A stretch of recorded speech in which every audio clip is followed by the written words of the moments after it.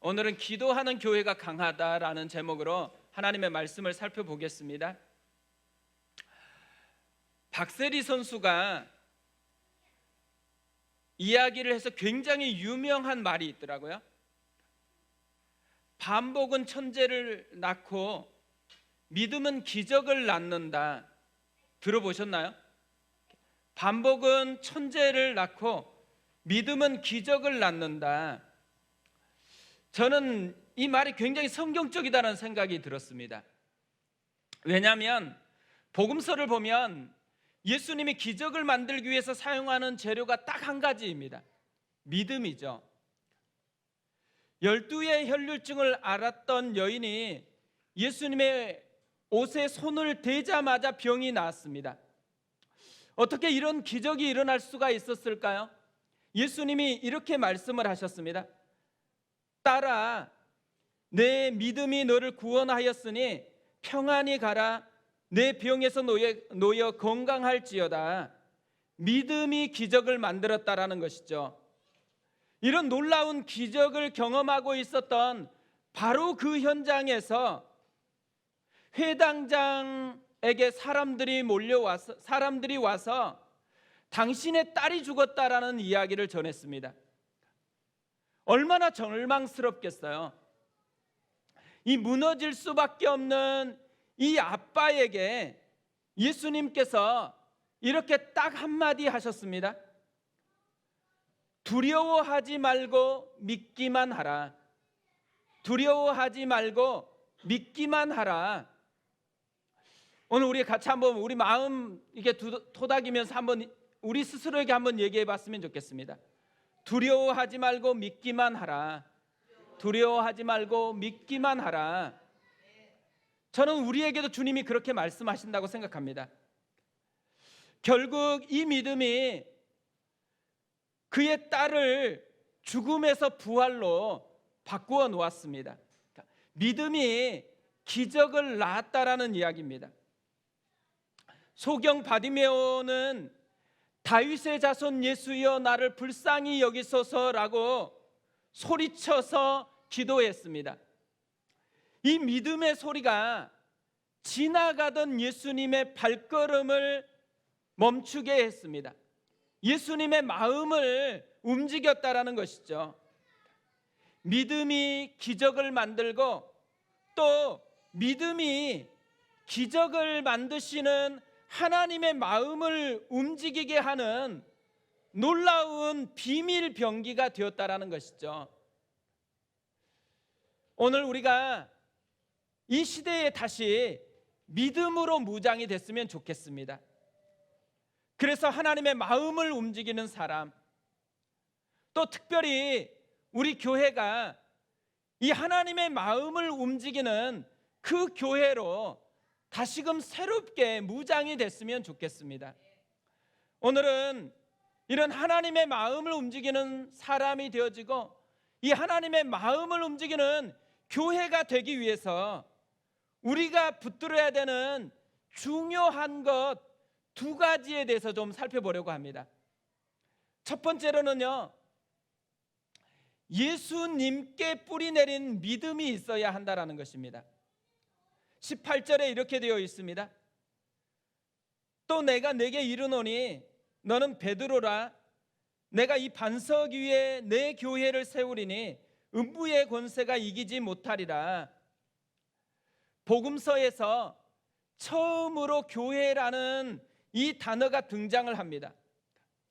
처음으로 교회라는 말이 등장하면서 교회에서 가장 중요한 초점이 무엇인지를 우리에게 선명하게 보여주고 있습니다. 예수님이 중요하다라는 거예요.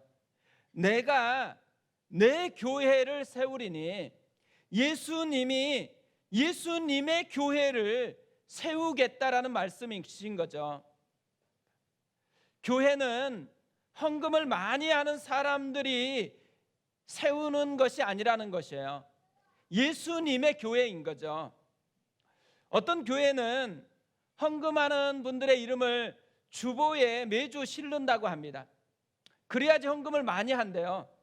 전에 한 분이 왜 우리 교회는 헌금을 안 주보에 안 실냐고 그렇게 물어보시더라고요. 하지만 우리 교회는 처음부터 그렇게 하지 않았습니다. 누가 헌금을 많이 하는지 적게 하는지가 중요하지 않기 때문에 그렇습니다. 교회는 예수님에 의해서 움직여야지만 되기 때문에 그런 것이죠. 또 교회는 헌신을 많이 한 사람들이 세우는, 이끌어가는 그 교회가 아니다라는 거예요. 예수님이 이끌어가는 교회가 되어야 한다라는 거죠.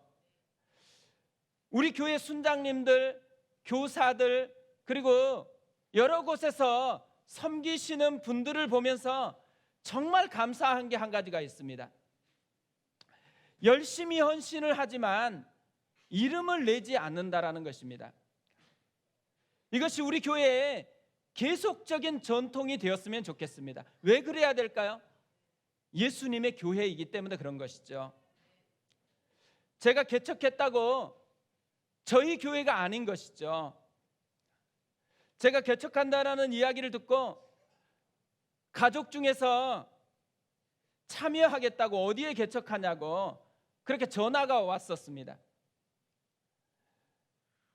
좀 힘들 것 같으니까 개척교회인 이 조카를 좀 도와주고 싶은 거죠.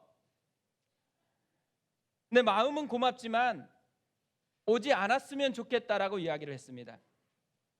왜냐하면 저는 육신의 가족이 중심이 되는 교회가 아니고 하나님께서 보내주신 하늘 가족으로 세워지는 교회가 되어야 한다라고 생각했기 때문에 그렇습니다. 교회는 예수님이 세우시고 예수님이 이끌어가는 예수님의 교회이기 때문에 그런 것이죠. 우리 교회가 개척할 때 주보에 기도 제목들을 쭉 적어 놓았습니다. 그때 1번 기도 제목이 무엇이었을까요? 예수님이 주인 되는 교회 되게 하소서였습니다. 구호가 아니고 그냥 기도 제목이 아니고 진짜 마음을 담은 기도 제목이었습니다. 우리 교회가 처음부터 주님 만날 그때까지 진짜 예수님이 주인이 되는 그런 교회가 되어졌으면 좋겠습니다. 저는 우리가 열심히 해서 지금과 같은 이런 교회가 되었다라고 생각하는 부분으로 모든 것을 그렇게 생각하지 않습니다. 예수님이 한 사람 한 사람을 부르시고 보내주셨기 때문에 우리가 이런 하늘꿈 공동체가 되었다라고 생각을 합니다. 옆에 있는 분들을 한번 봐보세요. 한 분 한 분 왜 여기 있을까요? 예수님이 보내주셨기 때문에 그런 것이죠. 함께 지체가 되라고, 소중한 지체가 되라고 어디에 있었는지 모르는 한 사람 한 사람을 주님이 끌고 와서 이곳에 보내주셨다라는 것입니다. 한 사람 한 사람을 볼 때마다 예수님의 흔적을 느껴야 되는 거죠. 예수님이 살아계시는구나, 예수님이 역사하고 있는구나, 예수님께서 교회를 진짜 세워가고 있는구나, 이것을 한 사람 한 사람을 통해서 느껴보라는 것입니다. 이런 교회를 향해서 예수님께서 오늘 한 가지 약속을 하고 있는 것이 있습니다. 음부의 권세가 이기지 못하리라. 아무리 사단 마귀가 흔들어 놓아도 결코 교회는 무너질 수 없다라는 것을 약속하고 있는 것이죠. 그런데 과연 이 말씀이 우리에게 얼마나 생생하게 적용되고 있을까요? 저도 설교를 준비하다가요, 이 말씀이 나에게 얼마나 생생하게 지금 살아 움직이고 있을까 생각해 보니까요, 굉장히 흔들릴 때가 많았다라는 생각이 들었습니다. 개척해서 지금까지 정말 흔들릴 때가 많았구나, 이런 생각이 들더라고요. 처음에는 이 정도 숫자로 교육자 사례는 줄 수 있을까? 이 정도 숫자로 어디다 장소를 구하지? 그리고 유지될 수 있을까? 출근해서 끊임없이 떠나지 않는 생각이 이 생각이었어요. 그래서 창문 바라보면서 이 마음을 정리하려고 얼마나 애썼는지 모릅니다. 그러다가 제가 깨달은 게 있어요. 왜 흔들리는지, 왜 그렇게 흔들리는지. 믿음의 뿌리를 잘못 내렸기 때문이다라는 것을 깨달았습니다. 제가 살펴보니까요, 언제 주로 흔들리냐면 현실을 생각할 때요, 현실을 바라볼 때요. 현실에다가 믿음의 뿌리를 내리고 있으면 그 현실이 주는 그 생각, 그것이 계속 마음을 이끌어 가니까 불안하고, 그러니까 힘들더라고요. 신기한 것은 기도하면 이 현실에서 주님께로 시선이 옮겨지니까 마음이 편해요. 근데 눈을 뜨면 어떻게 돼요? 눈을 뜨면 조금 지나면 다시 현실이 생각이 나고 현실이 보이기 시작하는 거예요. 그러다 보면 다시 이 불안이 삶을 끌고 가니까 흔들리고 있는 제 모습을 계속 발견한 것이죠. 진짜 싸워야 되는 것이 무엇인지를 그때 발견한 거예요. 뿌리를 어디에 내려두고 있느냐, 이 싸움을 싸워야 한다는 것을 깨달았습니다. 마귀는요, 우리가 잘못된 행동을 하도록 유혹을 하죠.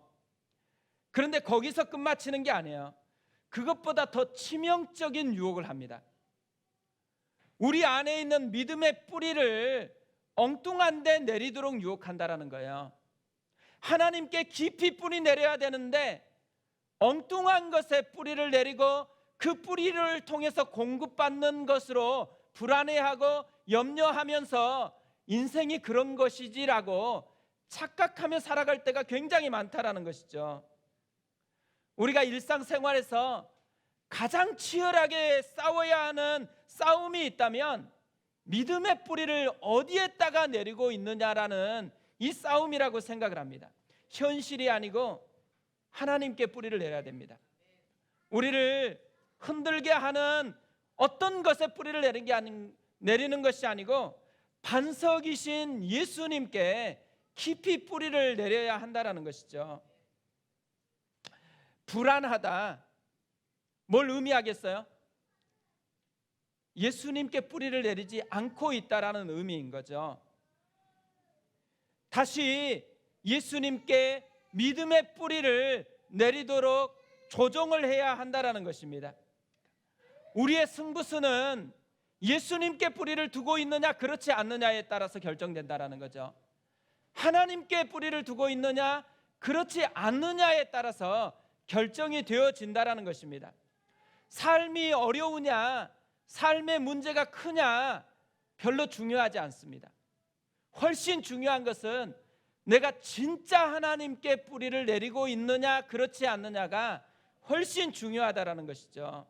오늘 이 시간 우리가 내 믿음의 뿌리를 어디에 두고 있는지 점검을 하고 하나님께 다시금 깊이 뿌리 내리는 이 모습이 우리의 모습이 되었으면 좋겠습니다. 두 번째로요, 우리가 붙들어야 되는 한 가지가 있다면 천국 열쇠에 대한 믿음이 있어야 한다라는 거죠. 예수님은 교회가 교회되기 위해서 엄청난 선물을 준비해 놓고 있다라는 것을 우리에게 보여주고 있습니다. 19절을 보세요. 같이 읽어볼까요? 시작. 내가 천국 열쇠를 내게 주리니 내가 땅에서 무엇이든지 매면 하늘에서도 매일 것이요 내가 땅에서 무엇이든지 풀면 하늘에서도 풀리리라 하시고 천국 열쇠를 주셨대요. 하지만 이 천국 열쇠는 베드로에게만 준 게 아니에요. 모든 교회에 주신 것이죠. 또 교회된 우리 각 사람에게 이 열쇠를 주셨다라는 거예요. 이 천국 열쇠는 특징이 하나 있습니다. 땅에서 매면 하늘에서도 매이고 땅에서 풀면 하늘에서도 풀리는 열쇠라는 것이죠.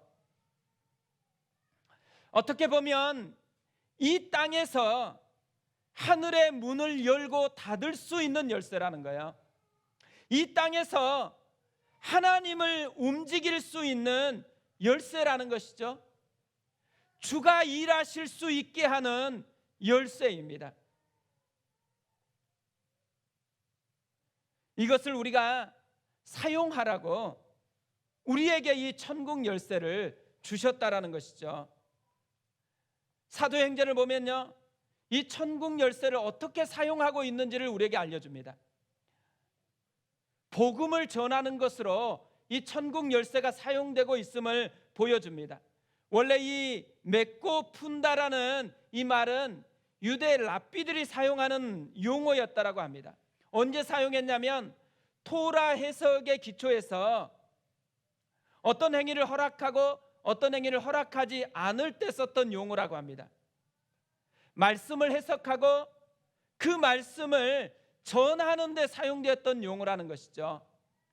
그래서 제자들도 말씀을 전하는 이 천국 열쇠를 사용하고 있다라는 것입니다. 성령이 임하자 예수님의 복음을 힘있게 전파합니다. 그리고 이 복음을 받아들이면 천국 백성이 돼서 천국에 들어가게 되고, 이 복음을 받아들이지 않는 사람들은 천국 백성이 되지 못한다라는 것이죠. 결국 복음이 교회가 사용하는 천국의 열쇠였다라는 거죠. 교회가 해야 될 한 가지 중요한 일이 있다면 복음을 전하는 것입니다. 이 복음에 능력이 있다라는 것을 믿어야 한다라는 거예요. 지옥을 향해 가는 백성들을 천국 백성으로 만들어내는 위대한 열쇠, 그것이 복음이다라는 것을 믿어야 한다라는 거죠. 자꾸만 아이들이요, 유아 유치부 때까지만 해도 진짜 하나님의 사람인 것 같이 위대해 보이거든요. 근데 점점 고학년이 되어지면 신앙이 어디에 갔는지 온데 간데 없어져 보이는 그런 모습이 참 많습니다. 하나님이 어디 있냐고 따지고 또 예배나 점점 안 가겠다라고 그렇게 이야기를 하죠. 이때 굉장히 난감해지잖아요. 그리고 설득하고 또 억지로 끌고 오고 막 이러다 보면 어때요? 위축돼요. 이런 아이들을 어떻게 대해야 될지, 어떻게 이 아이를 하나님 앞으로 인도해야 될지 막막해지는 경향이 우리에게 참 많이 있습니다. 위축된 심령이 되어졌을 때, 우리가 위축된 마음이 되어졌을 때, 이 위축된 마음을 하나님 앞에 내려놓고 다시 복음이 능력이 있다라는 것을 믿어야 한다라는 거죠. 복음이 이 아이의 마음을 열어서 이 아이를 하나님께로 인도하는 천국 열쇠라는 것을 다시 믿어야 한다라는 것입니다. 그래서 교회 가자라고 말하기 전에요, 복음을 선포해 줘야 돼요. 복음을 보여줘야 돼요. 복음을 계속해서 공급해 줘야지만 한다라는 것이죠. 예수님이 너를 정말 사랑한다고, 네가 어떤 모습이든지 너를 너무 사랑한다라고, 그래서 너를 너무 사랑해서 보고 싶어서 이 땅에 오셨다고, 너와 사귀고 싶어서 너와 이 막힌 담을 허물기 위해서 십자가에서 죽으셨다고, 부활하셨다고, 승천해서 지금도 너의 이름을 부르면서 기도하면서 너를 만나기 위해서 기다리고 있다고 복음을 끊임없이 전해줘야 하는 것이죠. 복음이 천국 열쇠이기 때문에 그렇습니다. 또 초대교회는요, 이 복음을, 천국 열쇠를 기도하는 것으로 사용을 했습니다. 마태복음 18장 18절 19절에서는 이렇게 말씀합니다. 진실로 너희에게 이르노니 무엇이든지 너희가 땅에서 매면 하늘에서도 매일 것이요 무엇이든지 땅에서 풀면 하늘에서도 풀리리라. 진실로 다시 너희에게 이르노니 너희 중에 두 사람이 땅에서 합심하여 무엇이든지 구하면 하늘에 계신 내 아버지께서 그들을 위하여 이루게 하시리라. 맺고 푸는 것을 무엇과 연결시켜요? 기도하고 연결시키고 있는 것이죠. 기도하는 것이 천국의 열쇠를 사용하는 것이라는 것을 예수님께서 다시금 선명하게 말씀하고 있는 것이죠. 베드로가 감옥에 갇혔을 때 교회는 간절하게 기도함으로 이 천국 열쇠를 사용했습니다. 그랬더니 옥문이 열리고 착고가 풀려지고 베드로가 돌아올 수가 있었습니다. 땅에서 기도로 풀었더니만 하늘에서 감옥까지 가서 풀어주셨다라는 것이죠. 교회가 땅에서 합심하여 기도하면 하늘에서 듣고 주가 역사하신다라는 것을 우리에게 보여주고 있는 것이죠. 엘리야는 기도하니까 비가 오지 않았습니다. 엘리야는 또 기도하니까 그렇게 가물었던 땅에 비가 내리고 땅에 열매가 맺히기 시작했습니다. 엘리야의 기도는 하늘 문을 열고 닫는 천국의 열쇠였다라는 것을 보여주는 것이죠. 낙타 무릎이라는 별명을 가졌던 야고보 사도는 5장 13절에서 이렇게 이야기하기 시작합니다. 너희 중에 고난당하는 자가 있느냐? 그는 기도할 것이요. 즐거워하는 자가 있느냐? 그는 찬송할지니라. 너희 중에 병든 자가 있느냐? 그는 교회의 장로들을 청할 것이요. 그들은 주의 이름으로 기름을 바르며 그를 위하여 기도할지니라. 믿음의 기도는 병든 자를 구원하리니 주께서 그를 일으키시리라. 혹시 죄를 범하였을지라도 사하심을 받으리라. 그러므로 너희 죄를 서로 고백하며 병이 낫기를 위하여 서로 기도하라. 의인의 간구는 역사하는 힘이 큼이니라. 저는 여기에 나오는 기도의 표현들을 보면서 발견한 것이 하나 있습니다. 기도가 뭔지. 기도는 역전을 만들어내는 천국의 열쇠가 된다라는 것이죠. 병든 사람을 새로운 건강한 사람으로 역전시키는 그 열쇠가 기도의 열쇠라는 것을, 기도라는 것을 우리에게 보여주고 있는 것이죠. 우리가 답답할 때, 역전이 필요할 때, 뭔가 막혔다고 생각할 때, 정말 힘들다고 생각할 때 기도의 열쇠를 사용해 보라는 것입니다. 제가 설교 준비하는데요, 갑자기 예전에 들었던 이야기 하나가 떠올랐습니다. 미국에 사는 어떤 분의 이야기인데요, 이분이 10몇 년을 계속해서 새벽 예배에 빠지지 않고 한 가지 기도 제목을 했다고 합니다. 그런데 10몇 년 기도하니까요, 어느 날 하나님께서 이분에게 말씀을 하신 거예요. 근데 이렇게 말씀을 했대요. 네가 계속해서 기도하니까 내가 참 많이 부담스럽다. 근데 한 가지 부탁하고 싶은 것이 있다. 좀 기도 내용을 바꾸면 안 되겠니? 그것도 아니면 적어도 복권이라도 사면서 기도 좀 하면 안 되겠니? 10몇 년 동안 뭘 기도한 거야? 복권에 당첨되게 해달라고 그렇게 기도한 거예요. 우리도 뭐 복권 사고 당첨되게 해달라고 기도하라는 내용이 아니에요. 저는 이 말이 굉장히 가슴에 와닿았어요. 네가 계속해서 기도하니까 내가 참 마음이 부담스럽다. 네가 계속해서 그렇게 울면서 기도하니까 내가 정말 부담스럽다. 뭔가를 해야 될 것만 같다. 이 하나님의 마음, 이번 특별 금요 성령 집회가 하나님의 마음에 내가 참 부담스럽다. 네가 그렇게 간절하게 기도하니까 내가 뭔가를 좀 해줘야 될 것 같은 그런 부담이 있다. 이 마음을 만들어내는 그런 기도회가 되었으면 좋겠습니다. 그러기 위해서 우리가 해야 되는 것이 있습니다. 우리에게 천국 열쇠가 주어졌다라는 것을 믿어야 한다라는 거죠.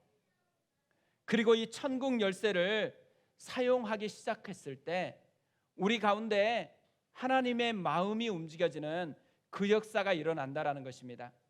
오늘 이 밤이 그 열쇠를 사용하는 밤이 되었으면 좋겠습니다. 우리 그 마음으로 하나님 앞에 찬양하면서 나아가도록 하겠습니다.